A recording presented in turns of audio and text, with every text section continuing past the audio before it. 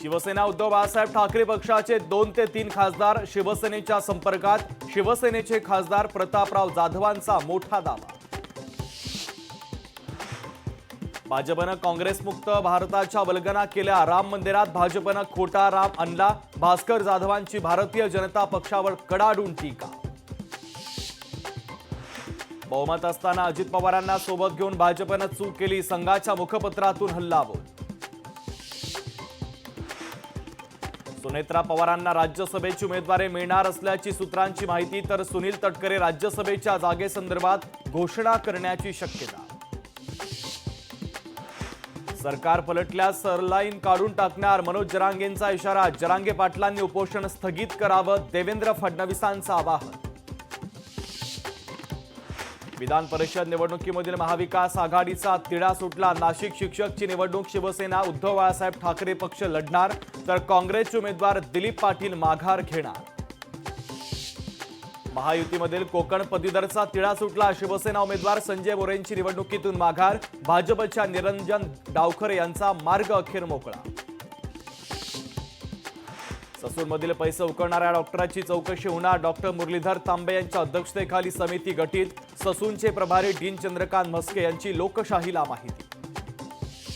नितीन 48 तासांमध्ये जम्मू काश्मीरमध्ये दहशतवाद्यांचा उच्चाद। 48 तासांमध्ये दहशतवाद्यांकडून 3 हल्ले। अद्यापही काही भागात चकमकी सुरूच।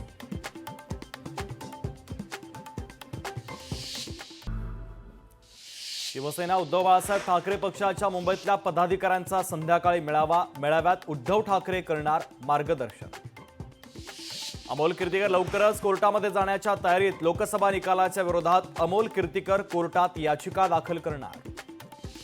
मनोज जरांगे पाटलांची आरोग्य पथकाच्या वतीनं तपासणी। जरांगे यांची प्रकृती स्थिर असल्याची डॉक्टरांची माहिती। मराठा समाजाचं आरक्षण मान्य न झाल्यास विधानसभेला देखील सुपडा साफ करू, नवनिर्वाचित खासदारांना देखील मराठा समाजाचा इशारा। विजेच्या प्रीपेड मीटरच्या विरोधात नागपूरमध्ये ठिय्या आंदोलन। आंदोलनामध्ये फडणवीसांचा प्रतिकात्मक पुतळा जाळण्याचा प्रयत्न। आंदोलकांना पोलिसांनी घेतलं ताब्यात। धाराशिवमधील मराठा आंदोलक आक्रमक। शिंदे फडणवीस सरकारच्या विरोधात जोरदार घोषणाबाजी। आता खरीप हंगामासाठी सज्ज। बियाणं खरेदी करत असताना पक्क बिल घ्यावं, कृषी अधिकाऱ्यांचं शेतकऱ्यांना आवाहन।